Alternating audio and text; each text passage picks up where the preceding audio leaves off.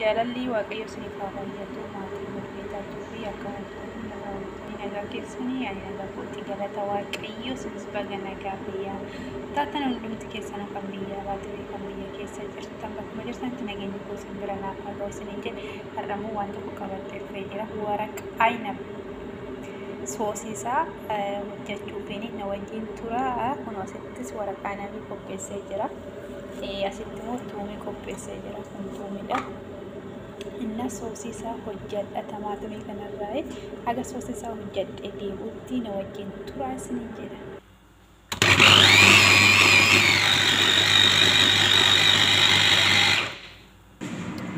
Hordoftoota koo ammoo timaatimii daakee fixee jira. Shunkurtiin daakee itti naqaa jechuudha. Inna akkuma qophii kiyyaatitti na wajjin turaadhaa isiniin jedha obboleewwan koo. Dari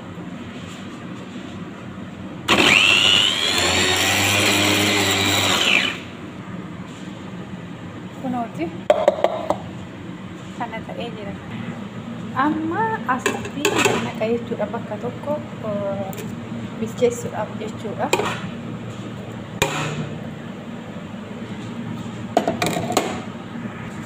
Asitti immoo waan waraqaan aynabii xiqqoo jajjabaatu jechuudha. Bishaan ho'aa keessa godhe jechuudha. Kanaaf laafee jajjabaatu jechuudha. Kanaaf laafu bishaan ho'aa keessa godhe akkasumas jedha obboleewwan koo na wajjin tura haga dhuma viidiyoo biyyaa. Amma immoo shunkurtiidha jechuudha. Umni immoo shunkurtiin daakaa jechuudha.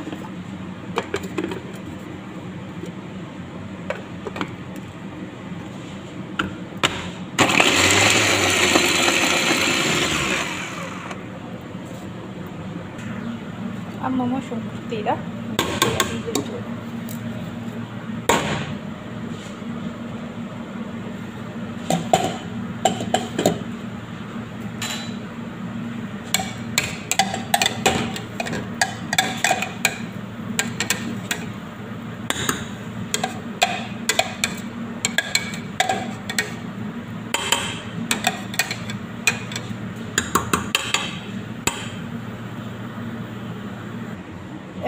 Kun immoo ruuza masriiti. Maanii kaameeraan illee anuma ta'ee gizeen ruuza naqunatti toluu dide akkuma naqee jechuudha. Burcuqqoo fanaa sadii jechuudha. Maaliif namni baay'eedha waan ta'eef isiniin jedha. Isin garuu lama turuu dandeessanii akkuma maatii keessaniif jechuudha. Mana sadiin godhee jechuudha. Innaa kana fakkaata. Haga dhuma qophii kiyyaatti na wajjin tura viidiyoo kiyyamoo sheer laayik godhuun jajjabeessaadha isiniin jedha obboleewwan koo. Innaa haga dhuma viidiyoo kanaatti daawwadhaa sheer godhaa sabiskiraayib godhaa na jajjabeessaadha isiniin jedha. Turtii gaarii na wajjiniin haga dhuma viidiyoo kiyyaatti na wajjin tura.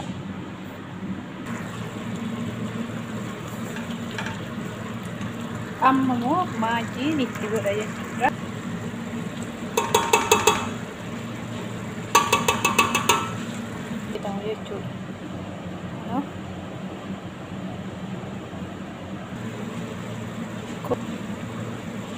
Kusbaraadha. Kun immoo kammuunidha jechuudha. Kun immoo filfila suwadiidha. Kun immoo maajiidha. Maajii firee lamaa jechuudha. Kuni kan itti godhe jechuudha.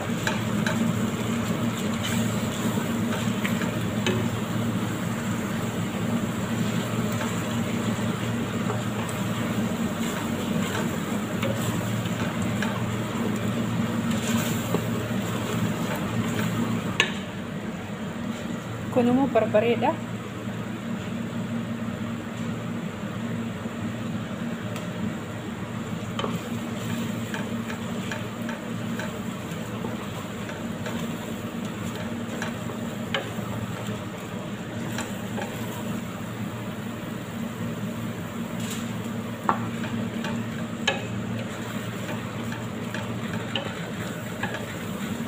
Kana fakkaate xiqqoo antakaachachisiisee waarradhee gara ruuzaa waliin deebinaa isiniin jedha.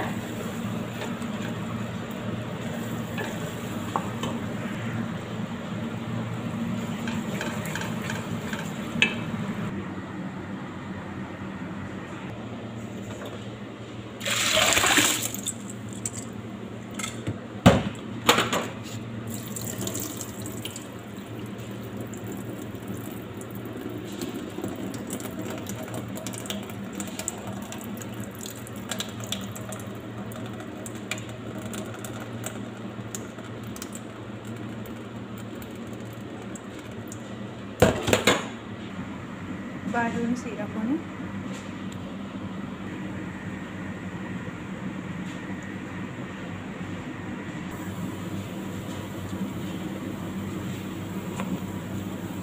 Waliin gahita walitti deebina hordoftoota koo. Na wajjin tura. Harka tokko waliin hangaamu waraabaa jira waan ta'eef. Kunoo akkatti waliin gahee jira. Kana fakkaate wajjin tura. Amma ruufan deema.